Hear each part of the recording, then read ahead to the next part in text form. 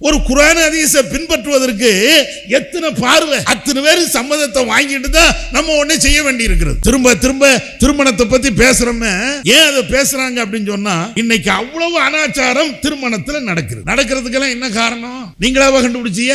நீங்க கண்டுபிடிச்சது இல்ல. எதிர்த்த வீட்டுக்காரன், பக்கத்து வீட்டுக்காரன், அடுத்த வீட்டுக்காரன், அடுத்த ஊருக்காரன் என்ன இளவையாவது திருமணத்தின் பேரால புதுசா ஒண்ணு செஞ்சிருவான். உடனே அதை காப்பி அடிச்சுட்டு நம்மளும் செய்யணும். நடக்கா? எல்லாமே அப்படித்தான் நடக்குது. எங்க தீமைகள் நடக்கிறதோ அந்த தீமையில ஏதாவது ஒரு விஷயத்தை நம்ம பாடமாக எடுத்து செயல்படுத்துறோமா இல்லையா? அப்ப இந்த செயல்படுத்தக்கூடிய நாம இப்ராஹிம் நபியை நீங்க முன்மாதிரியாக நீங்க எடுத்து பாருங்க. எந்த தீமையை அவங்க செஞ்சாங்க? அல்லாஹ் ஒரு தீமையை விட்டு விலகு என்று சொன்னால் அதுல மாற்று பேச்சு இப்ராஹிம் நபி கிடையாது. இஸ்லாத்துல இது இல்லப்பா, உடனே விலகி நிப்பாங்க. இது இல்லன்னா இல்ல, முடிஞ்சு போச்சு. அதோடு மாத்திரம் இல்ல, ஒரு நன்மையான விஷயத்தை இறைவன் கட்டளையிடுகிறான் என்றால் அங்கேயும் யோசனைங்கிறதே கிடையாது. அஸ்ஸலாமு அலைக்கும் வரஹ்மத்துல்லாஹி வபரகாத்துஹு. கண்ணியத்திற்குரிய சகோதரர்களே, தாய்மார்களே, அழகிய முன்மாதிரி இப்ராஹிம் நபி என்ற ஒரு தலைப்பை தந்திருக்கிறார்கள். ஒரு முக்கியமான ஒரு தலைப்பு. நீங்களும் நானும் நம்முடைய சந்ததிகளும் தெரிந்து வைத்திருக்க வேண்டிய, வாழ்க்கையில் கடைபிடிக்க வேண்டிய மிக முக்கியமான ஒரு தலைப்பு. இந்த தலைப்பில் சில செய்திகளை சொல்வதற்கு முன்னால், இப்ராஹிம் நபியை, அவர்களுடைய வரலாறுகளை நாம் ஏன் படிக்க வேண்டும்? உலகத்தில் எத்தனையோ இறை தூதர்கள் வந்திருக்கிறார்கள், நபிமார்கள் வந்திருக்கிறார்கள், நல்லடியார்கள் வாழ்ந்திருக்கிறார்கள், நபி தோழியர்கள், நபி தோழர்கள் வாழ்ந்திருக்கிறார்கள், எண்ணற்ற தியாகங்களை அவர்கள் செய்திருக்கிறார்கள். இப்படியெல்லாம் செய்திருக்கக்கூடிய இவ்வளவு நல்லடியார்கள், நபிமார்கள் வாழ்ந்த இந்த உலகத்திலே இப்ராஹிம் நபியை நாம் படிக்க வேண்டிய அவசியம் என்ன? என்ன நோக்கத்திற்காக வேண்டி இப்ராஹிம் நபியுடைய வரலாறுகளை நாம் தெரிந்து கொள்ள வேண்டும்? நம்முடைய ஜமாத்தின் சார்பிலே எத்தனையோ செயல் திட்டங்களை நாம் அறிவித்திருந்தாலும் இந்த காலத்திலே இப்ராஹிம் நபி அவர்களுடைய வரலாறுகளை தெரிந்து செயல்படுத்த வேண்டும் என்ற அடிப்படையில் அழகிய முன்மாதிரி இப்ராஹிம் நபி என்ற செயல் திட்டத்தையும் ஜமாத் அறிவித்திருக்கிறது. ஏன் இவ்வளவு பெரிய முக்கியத்துவம் என்றால், மிக முக்கியமான ஒரு செய்தி இருக்கிறது. இப்ராஹிம் நபியுடைய காலத்தை நீங்கள் பார்த்தீர்கள் என்றால், இன்றைய காலத்தையும் நீங்கள் ஒப்பிட்டு பார்ப்பீர்கள் என்றால், அநியாயங்கள், அக்கிரமங்கள், அழுச்சாட்டியங்கள், கொடூரமான செயல்பாடுகள் இன்றைக்கு எப்படி நடந்ததோ இதே போன்ற ஒரு நிலை அன்னைக்கும் இருந்தது. இன்னைக்கு இருக்கிற மாதிரி மிக மோசமான, இறையச்சத்திற்கு மாற்றமான வாழ்வு இப்ராஹிம் நபியுடைய காலத்திலும் இருந்தது. அதை ஒற்ற வரியில் சொல்ல வேண்டும் என்றால், இப்ராஹிம் நபி அவர்கள் அன்றைய காலகட்டத்தில் சொன்னார்கள், அவர்களும் அவர்களுடைய மனைவியும் ஹிஜ்ரத் செய்து தாங்கள் பிறந்த வளர்ந்த அந்த நாட்டை விட்டு இன்னொரு பகுதிக்கு செல்கின்ற அந்த நேரத்திலே, எல்லாவற்றையும் விட்டுவிட்டு ஹிஜ்ரத் செய்து போகின்ற அந்த நேரத்திலே இன்னொரு பகுதிக்கு, இன்னொரு நாட்டுக்கு அவர்கள் செல்கிறார்கள். அங்கே இருக்கக்கூடிய மன்னர் இப்ராஹிம் நபியுடைய மனைவியை பார்த்து ஆசை கொள்கிறான். இப்ராஹிம் நபியையும் இப்ராஹிம் நபியுடைய மனைவியும் அழைத்து வா என்று உத்தரவிடுகிறார். மன்னருக்கு முன்னால் இப்ராஹிம் நபியும் இப்ராஹிம் நபியுடைய மனைவியும் நிப்பாட்டப்படுகிறார்கள். அந்த நேரத்தில் இப்ராஹிம் நபியிடத்தில் மனைவியை பற்றி மன்னர் கேட்கிறான், இது யார்? இப்ராஹிம் நபி சொல்கிறாங்க, என்னுடைய சகோதரி தான். அதற்கு பின்னால் அந்த சகோதரியை, இப்ராஹிம் நபியுடைய மனைவியை அழைத்து தனிமைக்கு செல்கிறார். அந்த நேரத்தில் தான் இப்ராஹிம் நபி அவர்கள் தன்னுடைய மனைவியிடத்தில் அழகான, அற்புதமான, உலக மக்கள் அத்தனை பேருக்கும் பாடமான ஒரு வார்த்தையை சொல்கிறார்கள். என்னுடைய மனைவியே, இப்பொழுது உன்னை இந்த நாட்டுடைய மன்னர் அழைக்கிறான்.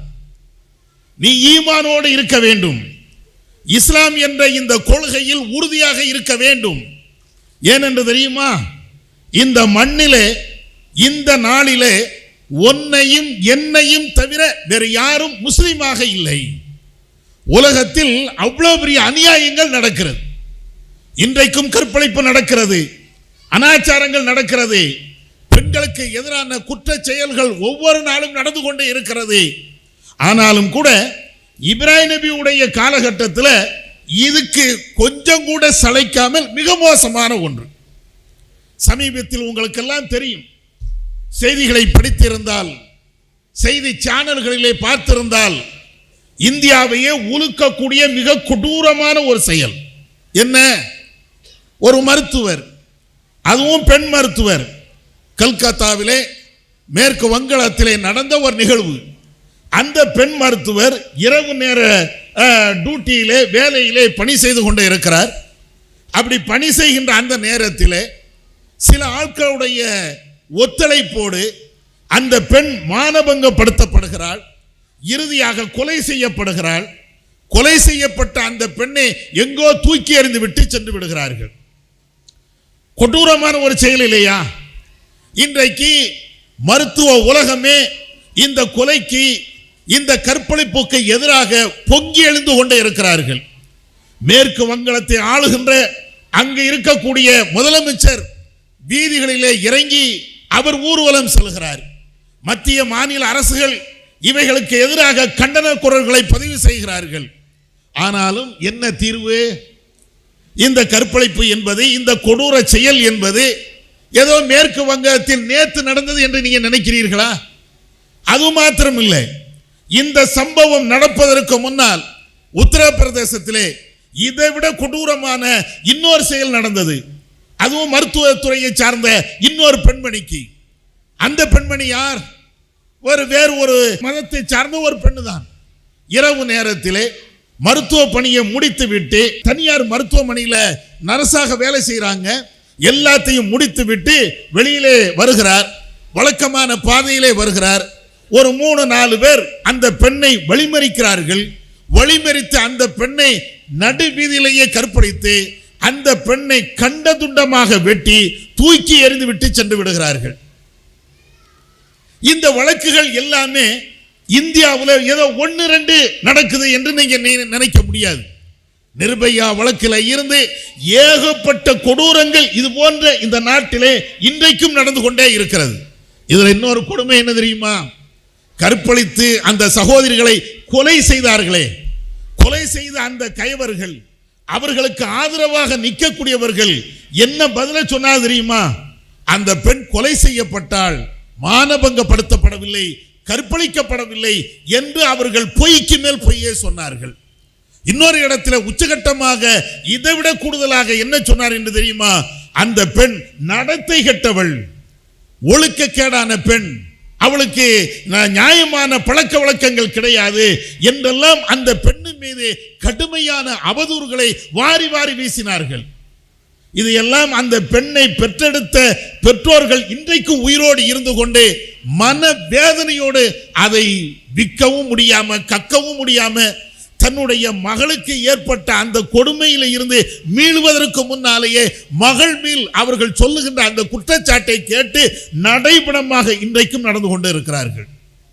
1-2 இந்த நாட்டிலே நடக்கக்கூடிய கொடுமை 1-2.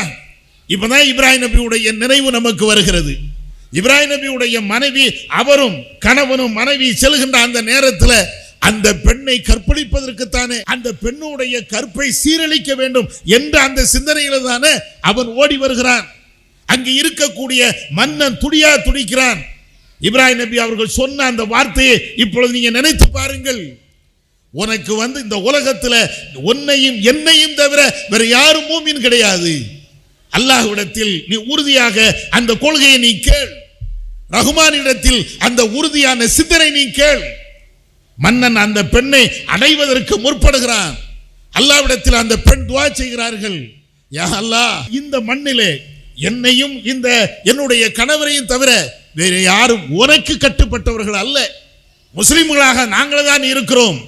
நான் கற்பு ஒழுக்கம் உள்ள ஒரு பெண்ணாக வாழ வேண்டும் என்றால், என்னுடைய கற்பு இன்ன பிற மக்களால் சூறையாடப்படக்கூடாது என்றால், இந்த கொடியவனிடத்தில் இருந்து என்ன நீ பாதுகாப்பு, எனக்கு நீ பாதுகாப்பு வழங்கு. இறைவனிடத்தில் கேட்கிறாங்க. ஒரு மிகப்பெரிய அற்புதங்கள் நடக்கிறது. அதற்கு பின்னால் அந்த பெண் விடுவிக்கப்படுகிறாள்.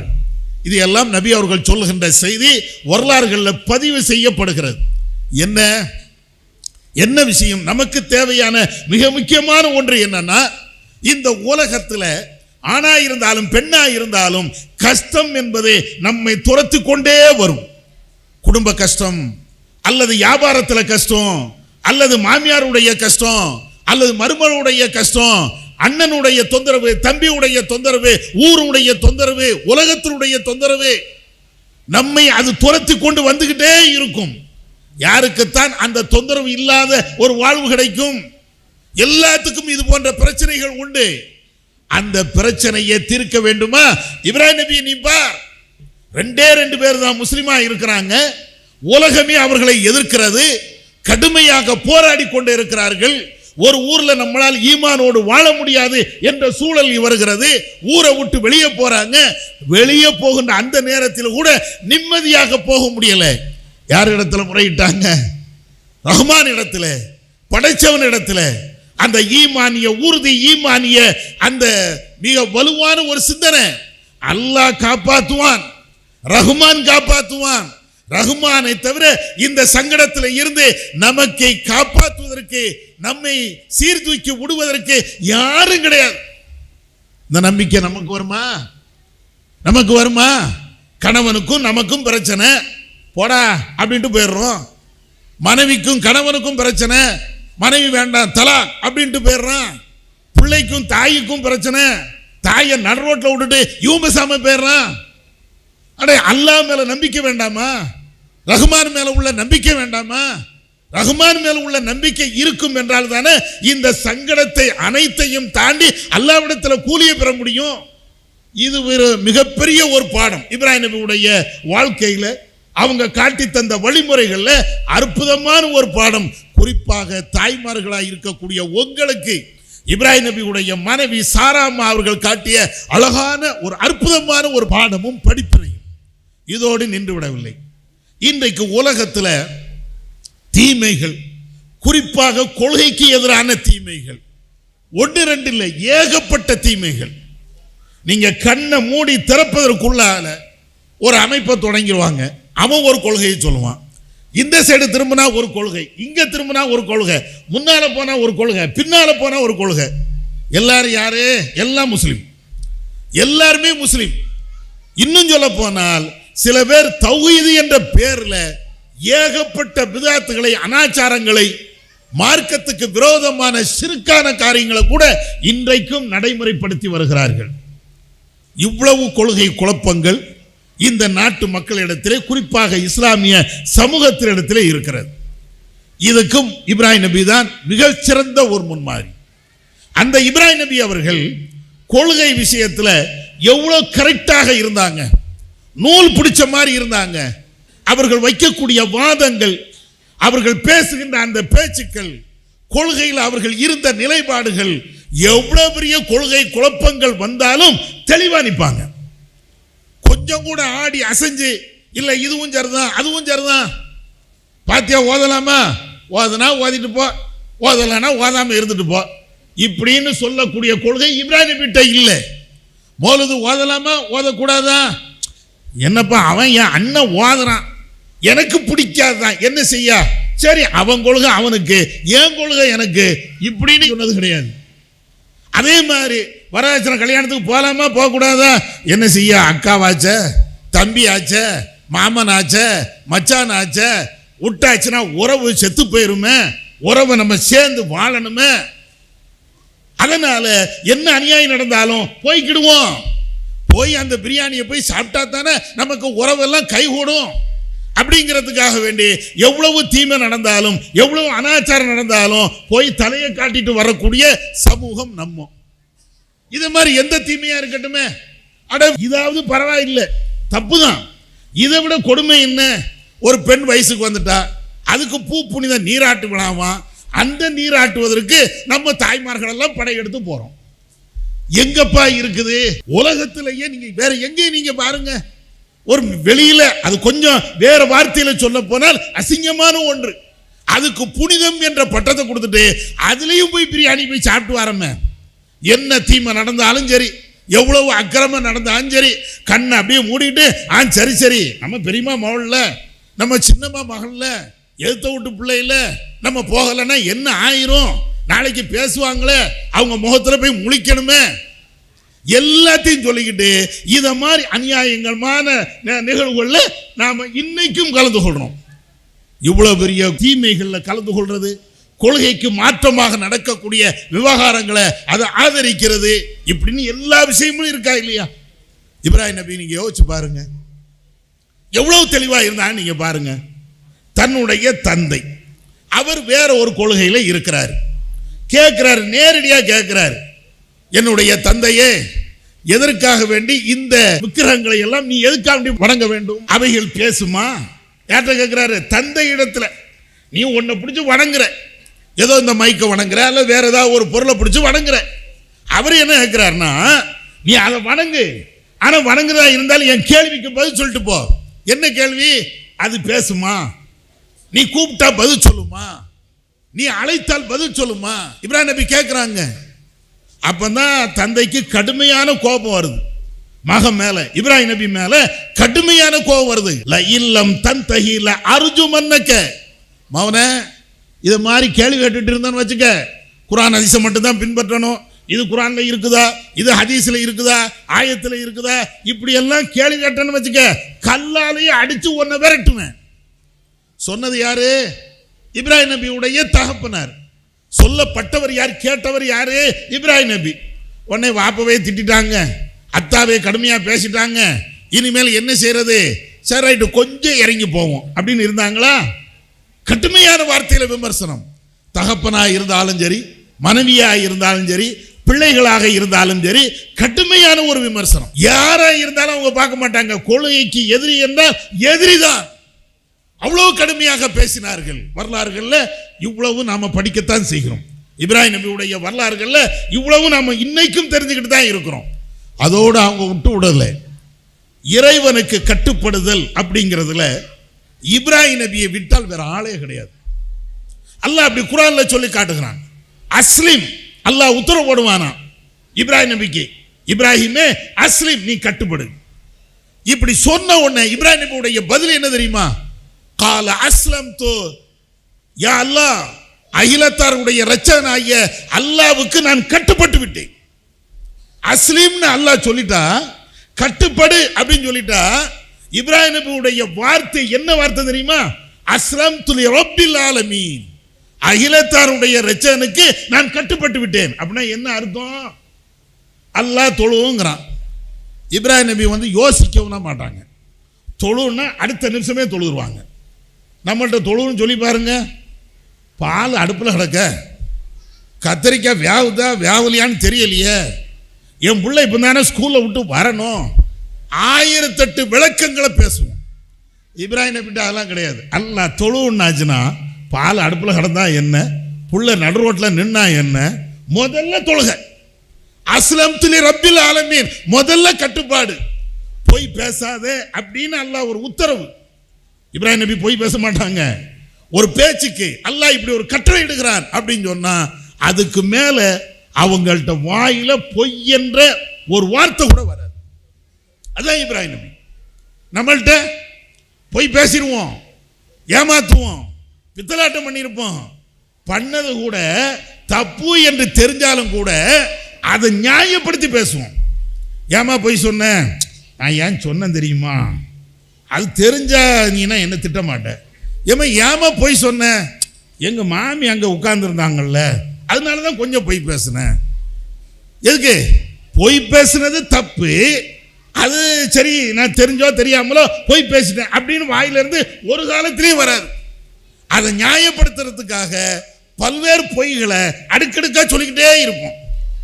இந்த இப்ராஹிம் நபியுடைய வாழ்க்கை நமக்கு தேவையா தேவையில்லையா? நீங்க படிச்சு பாருங்க, ஒவ்வொரு நன்மையிலையும் நீங்க பாருங்க. தானம் கொடுங்கள் அப்படின்னா 1008 தடவை யோசிப்போம். இப்ராஹிம் நபிட்ட தானம் கொடுங்கன்னா என்ன இருக்குதோ கையில் கொடுத்துட்டு போயிடுவாங்க. இப்ராஹிம் நபியுடைய வரலாறு தான். இப்ப நமக்கு அது ரொம்ப தேவை. அல்லாஹ்வுக்கு கட்டுப்படுங்கள் என்று சொல்லுகின்ற பொழுது மாமனை பார்க்கிறோம், மச்சானை பார்க்கிறோம், மைனியை பார்க்கிறோம், எழுத்த வீட்டை பார்க்கிறோம், ஊர் ஜமாத்தை பார்க்கிறோம், தெருக்காரங்களை பார்க்கிறோம். ஒரு குர்ஆன் ஹதீஸை பின்பற்றுவதற்கு எத்தனை பார்வை, அத்தனை பேர் சம்மதத்தை வாங்கிட்டு தான் நம்ம ஒண்ணே செய்ய வேண்டி இருக்கிறது. திரும்ப திரும்ப திருமணத்தை பத்தி பேசுறோமே, ஏன் அதை பேசுறாங்க அப்படின்னு சொன்னா, இன்னைக்கு அவ்வளவு அனாச்சாரம் திருமணத்தில் நடக்கிறது, அவ்வளோ அனாச்சாரம் நடக்கிறதுக்கெல்லாம் என்ன காரணம்? நீங்களாவா கண்டுபிடிச்சிய? நீங்க கண்டுபிடிச்சது இல்லை. எழுத்த வீட்டுக்காரன், பக்கத்து வீட்டுக்காரன், அடுத்த வீட்டுக்காரன், அடுத்த ஊருக்காரன் என்ன இளவையாவது திருமணத்தின் பேரால புதுசா ஒண்ணு செஞ்சிருவான். உடனே அதை காப்பி அடிச்சுட்டு நம்மளும் செய்யணும். நடக்கா? எல்லாமே அப்படித்தான் நடக்குது. எங்கெங்க தீமைகள் நடக்கிறதோ அந்த தீமையில ஏதாவது ஒரு விஷயத்தை நம்ம பாடமாக எடுத்து செயல்படுத்துறோமா இல்லையா? அப்ப இந்த செயல்படுத்தக்கூடிய நாம இப்ராஹிம் நபியை நீங்க முன்மாதிரியாக நீங்க எடுத்து பாருங்க. எந்த தீமையை அவங்க செஞ்சாங்க? அல்லாஹ் ஒரு தீமையை விட்டு விலகு என்று சொன்னால் அதுல மாற்று பேச்சு இப்ராஹிம் நபிட்ட கிடையாது. இஸ்லாத்துல இது இல்லப்பா, உடனே விலகி நிற்பாங்க. இது இல்லைன்னா இல்ல, முடிஞ்சு போச்சு. அதோடு மாத்திரம் இல்ல, ஒரு நன்மையான விஷயத்தை இறைவன் கட்டளையிடுகிறான் என்றால் அங்கேயும் யோசனைங்கிறதே கிடையாது. நீங்க கொஞ்சம் கற்பனை பண்ணி பாருங்க. அடிக்கடி கேள்விப்பட்ட ஒரு செய்தி அல்லாஹ் குர்ஆன்ல சொல்றான். இப்ராஹிம் நபி அவங்க பேசுறதாக குர்ஆன்ல அல்லாஹ் சொல்லி காட்டுகிறான். மகன்கிட்ட பேசுறாரு இப்ராஹிம் நபி. என்ன பேசுறாரு?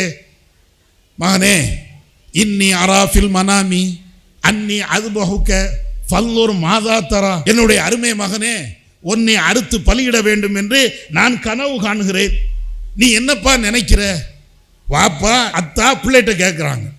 உடனே பிள்ளை என்ன சொல்லுது? மகன் சொல்லக்கூடிய வார்த்தை என்ன தெரியுமா? ஃபஃபால் மா துமர் சதஜதுனி இன்ஷா அல்லாஹு மினஸ் சாபிரீன். அல்லாஹ் உங்களுக்கு எதை உத்தரவிட்டிருக்கிறானோ அதை நீங்க செயல்படுத்துங்க. கண்டிப்பாக நான் பொறுமையாளர்களில் ஒருவனாகத்தான் இருப்பேனே தவிர இறைவனுடைய கட்டளையை மீறுகின்ற, இறைவனுடைய கட்டளையை செய்யக்கூடாது என்று தடுக்கக்கூடிய ஒரு அயோக்கியனாக, ஒரு பாவியாக நான் இருக்க மாட்டேன். பொறுமைசாலியாக நான் இருப்பேன். தகப்பனாருடைய பேச்சு, பிள்ளையுடைய பேச்சு ரெண்டையும் நீங்க பாருங்க. இன்னைக்கு கற்பனை பண்ணி பாருங்க. நம்ம எல்லாம் இருக்கிறோம், இஸ்லாத்துல இருக்கிறோம். உங்க வீட்டை அல்லாஹ் காண்டி கொடுத்துருங்க அப்படின்னா பதில் என்ன வரும்? அல்லாஹ் அப்படி கேட்கல. ஒரு பேச்சுக்கு நீங்க நல்ல சொகுசா வீடை கட்டி வச்சிருக்கிறீங்க, நல்ல ஏசி மாட்டி வச்சிருக்கிறீங்க, சகல வசதிகளும் இருக்கிறது. உங்க வீடு இப்பதான் கட்டி புதுசா அங்க குடியேறி இருக்கிறீங்க. உங்க வீட்டை அல்லாஹ் காண்டி கொடுத்துருங்க அப்படின்னு ஒரு ஆள் சொல்லிட்டாரு. ஏன் அல்லாவே சொல்றான்னு வச்சுக்கிடுங்களா? ஒரு கற்பனைக்கு என்ன செய்வீங்க? கொடுப்பாக இவ்வளவு கொடுக்கறது தானே இவ்வளவு கஷ்டப்பட்டு வீட்டை கட்டி வச்சிருக்கிறேன். இது நம்மளுடைய வார்த்தை. ஆனா இப்ராஹிம் நபியா இருந்தா ஊடா என் மகனையா இருந்தாலும் எடுத்துக்க, நீ தந்தது. நான் உங்க வரும்போது எதையும் நான் கொண்டு வரல. இந்த உலகத்துக்கு வரும்போது இஸ்மாயிலை நான் கையோடு கூட்டு வரல, இஸ்ஹாக்கை நான் கையோடு கொண்டு வரல, என்னுடைய மனைவி ஹாஜரா அல்லது சாராவை நான் கையோடு கூட்டு வரல. உலகத்தில் வரும்போது தன்னந்தனியாக எந்த விதமான ஆடை இல்லாம நிர்வாணமாக எதுவுமே இல்லாம தான் வந்தேன். நீ தான் எல்லாத்தையும் தந்த. நீ தந்தவன் கேட்கிற, எடுத்துக்க, என்னனாலும் எடுத்துக்க. இப்ராஹிம் நபினா அதுதான். இப்ப இந்த பாடம் நமக்கு வேண்டாமா?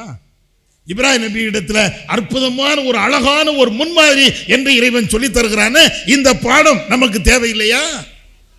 எதை கேட்டாலும் உடனே கொடுக்கக்கூடிய, உடனே கட்டுப்படுகின்ற அந்த விஷயம். மனைவியை கொண்டு போய் விடுன்ட்டான்ல, எங்க சொகுசான ஒரு இடத்துல இல்லை.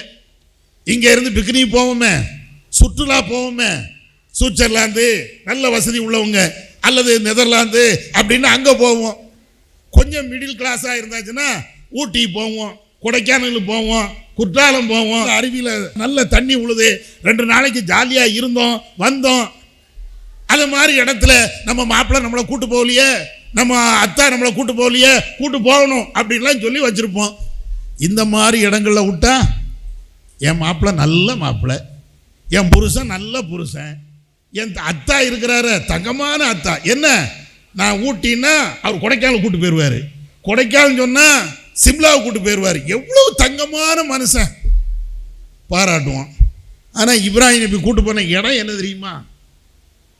மனைவியை கூட்டு போறாங்க இப்ராஹிம் நபி. எங்க கூட்டு போறாங்க? சுவிட்சர்லாந்துக்கா, நெதர்லாந்துக்கா, குற்றாலத்திற்கா? நம்ம போயிட்டு போயிட்டு வாரமே அத மாதிரி சுற்றுலா தலங்களுக்கா? இப்ராஹிம் நபி கூட்டு போன இடம் மனித சஞ்சலமே இல்லாத, நீரே இல்லாத, உணவே இல்லாத அந்த வெறும் கட்டாந்தரையா இருக்கக்கூடிய இடத்துல மக்கா. இன்னைக்கு மக்கா பிரமாண்டமா இருக்கிறது, இன்னைக்குள்ள மக்கா அல்ல. இப்ராஹிம் நபியுடைய காலகட்டத்தில் அங்க சில மலைகள் இருந்தது, சுற்றிலும் மலை.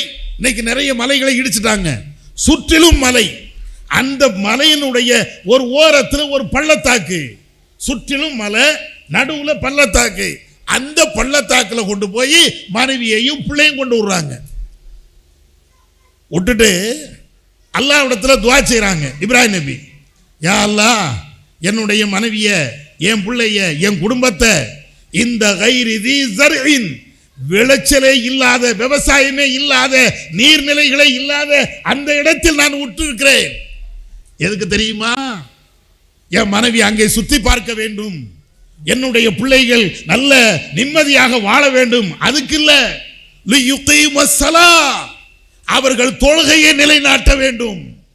மனைவியை கொண்டு போய் விடுறாங்க, பிள்ளையை கொண்டு போய் விடுறாங்க வனாந்தரத்துல, மனிதர்களை இல்லாத இடத்துல, நீர் இல்லாத இடத்துல, ஒரு காட்டுல.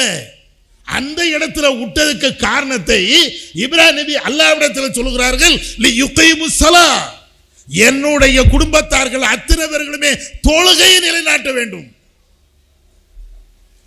கொஞ்சம் யோசிச்சு பாருங்க. ஏதாவது ஒரு வீட்டில், ஒரு மண்டபத்தில், அல்லது வேற ஏதாவது ஒரு தோப்புல நல்ல நிலையில நீ அங்க உட்கார்ந்து தொழுவுமா அப்படின்னு சொன்னா நமக்கு வலிக்குது. ஆனா இப்ராஹிம் நபி அவங்க ஒண்ணுமே இல்லை, அந்த இடத்துல போய் விட்டுட்டு தொழு. நம்ம எங்க? இப்ராஹிம் நபி உடைய குடும்பம் எங்க? எவ்வளவு பாடங்கள் படிக்க வேண்டி இருக்கிறது. கொஞ்சம் நெஞ்சமா விட்டுட்டு போறாங்க. மனைவி கேட்கிறாங்க, இப்ராஹிமே என்ன தனியா விட்டுட்டு நீங்க விசாம போறீங்களே, என்ன என்ன எங்களை காட்டில் விட்டுட்டு நீங்க விசாம போறீங்களே? இப்ராஹிம் நபி அப்படி ஒரு பார்வை, மனைவியும் பிள்ளையும் விசாம போறாரு. திரும்ப கேட்கிறாங்க, என்ன இப்ராஹிமே எங்களை விட்டுட்டு போறீங்களே, என்ன? திரும்பவும் ஒரு பார்வை. மூணாவது தடவை மனைவி தான் கேட்கிறாங்க, அமரக்க ரப்புக்க, உன்னுடைய இறைவன் இப்படி கட்டளையிட்டானா? என்னையும் என் பிள்ளையும் தன்னந்தனியாக இந்த வனாந்தரத்தில் விட்டு விட்டு செல்ல வேண்டும் என்று இறைவன் கட்டளையிட்டானா? ஆமா. அப்படி என்றால் என்னுடைய இறைவன் ஒரு காலத்திலும் என்னை கைவிட மாட்டான். நம்பிக்கை மாப்பிள்ளை மேல இல்ல, கணவன் மேல இல்ல, பெற்றோர்கள் மேல இல்ல, பிள்ளைகள் மேல இல்ல, ரப்பு மேல. அதுதான் வேணும் நமக்கு. அட, இந்த உலகமே திரண்டு வந்தாலும் என் ரப்பு என்னை காப்பாற்ற வேண்டும் என்று முடிவெடுத்து விட்டான் என்றால் வனாந்தரம் அல்ல, எந்த இடத்தில் விட்டாலும் காப்பாற்றுவான். அதுதான் ரஹ்மான் காப்பாற்றுவான். கணவன் விட்டுட்டு போட்டுவான். சாப்பாடு இல்ல, தண்ணி இல்ல, உணவு இல்ல, எதுவும் இல்லாம போட்டும், பிரச்சனை இல்லை. இன்னைக்கு நம்ம மாப்பிள்ளை, நம்ம அத்தா, நம்முடைய சகோதரன் இப்படி விட்டான்னு வைங்களேன், வாயில வர்றது வார்த்தை கொஞ்சம் நெஞ்சம் வராது. உருப்படுவானா? தனியா விட்டுட்டு போயிட்டான்டா, நடு ரோட்ல விட்டுட்டு போயிட்டான்டா. மனுஷனா இவன்?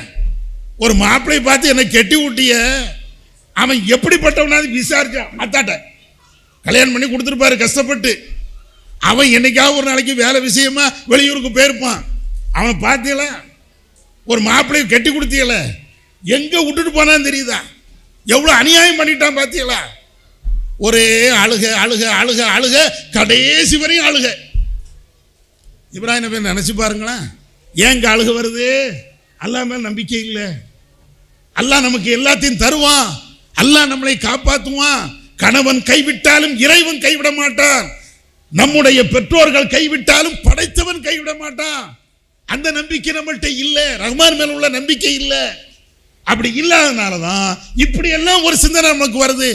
என்ன செய்ய போறோமோ. ஒரு சாதாரண 8 கால் பூச்சியில இருந்து ஒரு சின்ன நாய் வந்தால் நம்மளுக்கு அவ்வளோ பயம், அவ்வளோ கடுமையான பயம். எதாயிருமோ என்ன ஆயிருமோ. பயம் வேணும் தான், ஆனா இறைவன் காப்பாற்றுவான் என்ற நம்பிக்கை இதை விட கூடுதலா இருக்கும். அல்லாஹ் நம்மளை கைவிட மாட்டான் என்ற அந்த சிந்தனை இதை விட கூடுதலா இருக்கணும். இதே மாதிரி இப்ராஹிம் நபியுடைய வரலாறை ஒவ்வொன்றா நீங்க படிச்சுட்டு வாங்க. அதுல மிக முக்கியமான ஒரு செய்தி என்னன்னு கேட்டா, தானும் தன்னுடைய பிள்ளைகளையும் இப்ராஹிம் நபி அவ்வளவு அற்புதமா வளர்த்தாங்க. ஒவ்வொரு நேரத்திலையும் அவங்க சொல்லி வளர்த்த வார்த்தைகள் என்ன தெரியுமா? இப்ராஹிம் நபி தன்னுடைய பிள்ளைகளிடத்தில் சொல்லி சென்ற அந்த வார்த்தைகள், வஸ்ஸா பிஹா இப்ராஹீமு பனீஹி வ யாக்கூப் யா பனிய இன்னல்லாஹ் ஹஸ்தஃபா லக்குமுத்தீன் ஃபலா தமூதுன்ன இல்லா வ அன்தும் முஸ்லிமூன். பிள்ளைகளிடத்துல அவங்க அடிக்கடி சொல்லக்கூடிய ஒரு வார்த்தை யாரு? இப்ராஹிம் நபி. அதே போன்று யாக்கூப் நபி. 2 பேருமே திரும்ப பிள்ளைகள்கிட்ட சொல்லக்கூடிய வார்த்தை தெரியுமா? எப்பா, அல்லாஹ் உனக்கு அற்புதமான ஒரு மார்க்கத்தை தேர்ந்தெடுத்திருக்கிறான். இஸ்லாம் என்ற மார்க்கத்தில் நம்மை வாழ வைத்திருக்கிறான், நம்மை பிறக்க வைத்திருக்கிறான். இந்த ஏகத்துவ கொள்கையிலேயே நம்மை இறைவன் படைத்து அதை வாழ வைத்திருக்கிறார். அதனால ஃபலா தமூதுன்ன இல்லா வ அன்தும் முஸ்லிமூன், நீங்கள் மரணிக்கின்ற பொழுது முஸ்லிமாகத்தான் மரணிக்கணும். இப்ராஹிம் நபி, யாக்கூப் நபி பிள்ளைகளுக்கு சொல்லக்கூடியது. நம்ம என்ன சொல்லுவோம்? அடே, கஷ்டப்பட்டு உன்னை படிக்க வைக்கிறேன்டா, ஒழுங்கா படிச்சுட்டு வாடா, டாக்டர் ஆயிரு, இன்ஜினியர் ஆயிரு, இல்லைன்னா எதிர்காலம் சூனியம், செத்து போயிருவ, உன்னை காப்பாத்துறதுக்கு யாருமே இல்லை. நம்ம பிள்ளைகள்கிட்ட இப்படிதான் சொல்லி கொடுக்குறோம். இப்ராஹிம் நபி சொல்லி கொடுத்தது என்ன தெரியுமா? நான் முஸ்லீம், என் தகப்பனாரு அவர் முஸ்லீம் இல்லை, என்னுடைய சந்ததிகள் அத்தனை பேர் முஸ்லீமா இருக்கிறாங்க. அல்லாஹ் இந்த மார்க்கத்தை உனக்கு இலகுவாக, லேசாக, அற்புதமாக தந்திருக்கிறான். உன்னுடைய சாவு வரையிலையும் இஸ்லாத்தை விட்டு வெளியே போயிடாத. உலகத்துல நம்ம என்ன நினைக்கிறோம்னா, வாழ்க்கைக்கு எதுவுமே கிடைக்காதுன்னு நினைக்கிறோம். சாப்பாடு கிடைக்காது, பொருளாதாரம் கிடைக்காது அப்படி நம்ம நினைக்கிறோம். அதுதான் மிக முட்டாள்தனமான ஒரு சிந்தனை. நீங்க எவ்வளவு கஷ்டப்பட்டாலும் கஷ்டப்படாம இருந்தாலும் நமக்கு விதித்த ஒன்றை, நம்முடைய ரிஸ்கை இறைவன் தந்தே தீர்வான். இது இப்ராஹிம் நபியுடைய பாடம். நடுக்காட்டில் கொண்டு போய் விட்டாலும் அல்லாஹ் இப்ராஹிம் நபியுடைய பிள்ளைகளுக்கு ரிஸ்கை கொடுக்கலையா? வனாந்தரத்தில் கொண்டு போய் விட்டாலும் இப்ராஹிம் நபிக்கு ரிஸ்கை அல்லாஹ் வழங்கலையா? நமக்கு என்ன? உலகம் உலகம் உலகம், காசு, பணம், பொருளாதாரம், செல்வம், கார் வேணும், பங்களா வேணும், பைக் வேணும், எல்லாம் அப்படியே நிக்க, அப்படியே எல்லாம் நமக்கு வசதியா இருக்கணும். நகை வேணும், நட்டு வேணும், எல்லாம் வேணும். அதுக்காக என்ன செய்யறோம்? எவ்வளவு பெரிய பாவனாலும் செய்வோம், எவ்வளவு பெரிய அக்கிரமனாலும் செய்வோம். கொள்கையை தூக்கி எறியும்னா தூக்கி எறிஞ்சிட்டு போய்கிட்டே இருப்போம். ஆனா இப்ராஹிம் நபி அவங்க உலகத்தை பத்தி அவங்க கவலைப்பட்டதே கிடையாது, வசதிகளை பத்தி அவங்க கவலைப்பட்டதே கிடையாது. வாழ்க்கை எப்படி வாழணும் அப்படிங்கிறதுல உலக விஷயத்தை பற்றி அவங்க கவலைப்பட்டதே கிடையாது, மறுமையில எப்படி இருக்கணும். அதனாலதான் பிள்ளைகளுக்கு திரும்ப திரும்ப திரும்ப இதை ஊட்டுதாங்க.